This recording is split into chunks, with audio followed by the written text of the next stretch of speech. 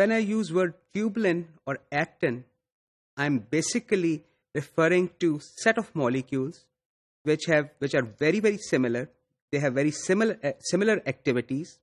However, they have subtle differences, and these differences can have effect on the physiology of the cell and their function. So let's talk about the isoforms of actin and tubulin. Mammals have 6 forms of alpha and beta tubulin. Each is encoded by a different gene. Tubulin isoforms are very similar and they can copolymerize into mixed microtubules in vitro, and they can have distinct locations in the cell and perform subtly different functions. So they have some minor variations, but these variations are not significant enough that would prevent them from copolymerization. These variations, however, cause certain differences that allow these specific isoforms to bind certain molecules, whereas other isoforms cannot bind those molecules. C. elegans, touch-sensitive neuron microtubules have a specific form of beta tubulin. The mutation in the gene for this protein results in loss of touch sensitivity with no defect in any other cell. So here's an example of how a specific isoform of tubulin can perform specific function which other isoforms cannot. And this is done via proteins that are associated with these cytoskeletal elements. Yeast and human tubulins are 75% identical in amino acid sequence. That's enormous amount of similarity considering how far apart humans and yeast are over the course of evolution. Evolutionarily, they are very different. Most of the variation of tubulin isoforms is near the C-terminus, which forms a ridge on the surface of the molecule, allowing this molecule to interact with different proteins. Variations among isoforms affect association of accessory proteins with the surface of the microtubule rather than microtubule polymerization ability. Class 3 beta tubulin is expressed in a wide variety of tumors. Overexpression of this isotype in clinical sample correlates with tumor aggressiveness and resistance to chemotherapeutic drugs and poor patient survival. Class 3 beta tubulin is more resistant to certain drugs. A lot of cancers are treated with drugs that can inhibit microtubule activity, which would make sense since in order for cells to divide, they need to reorganize their microtubule array to form the spindles.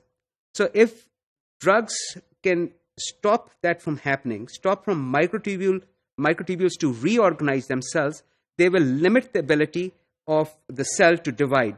Cancer is basically uncontrolled cell division. So that is one way people can be treated with cytoskeletal drugs and inhibit their cells from dividing. Here you will see there are 2 photographs. The photographs show cells with processes. These cells are neuronal cells, and the processes, as we know, are the axons or dendrites. These cells are stained with an antibody that specifically recognizes beta-3 tubulin. These cells were cultured. As you can see in the background, there are cells which do not have beta-3 tubulin. If they had beta-3 tubulin, they will also be glowing in the green color. They will also show the green color glow rather than the red color glow. So the cells in the background, I'll make a point here.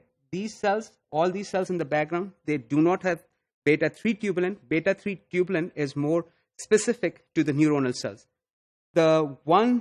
These cells are human neuronal progenitor cells, and these are actually rat cortical neurons, which are stained with the beta-3 tubulin.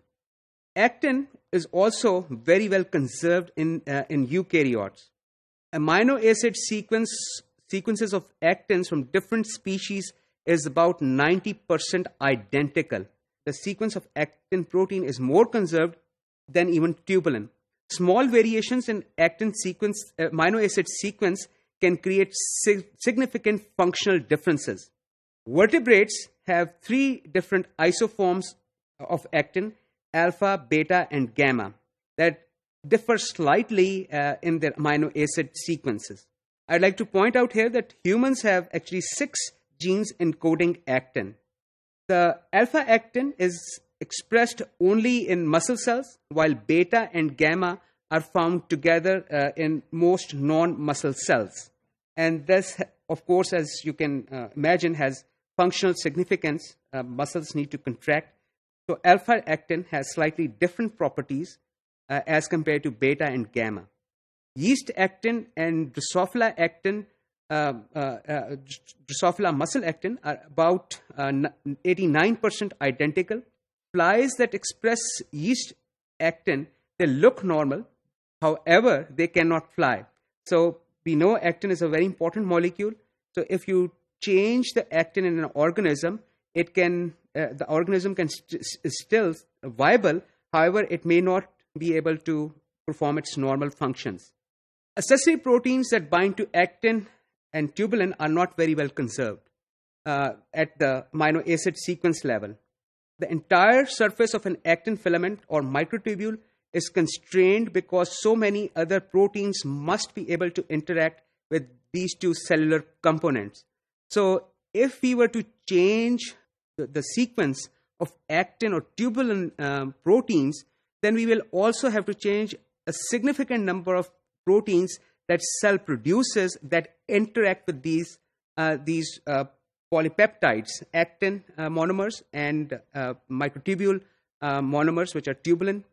Actin mutation that could result in desirable change in its interaction with another protein might cause undesirable changes in its interaction with number of other proteins that bind at the same site. So at a particular site of actin, multiple proteins can bind directly or indirectly. Let me show you a diagram. Hopefully this will clarify this point even more. So here in the center we have an actin filament, and these circles basically are different proteins, different categories of proteins that bind to this actin filament in different locations. Certain proteins bind actin filaments directly, others bind indirectly. For example, this blue circle is going to interact with this red circle, and then red circle, the protein that is representing this red circle, will bind actin. So this blue circle, the protein that is represented by this blue circle, is binding actin indirectly. So over time, evolving organisms have found it more profitable to keep their actin and tubulin sequences conserved, whereas they have evolved. When they evolved, they changed the proteins that interact with these skeletal elements.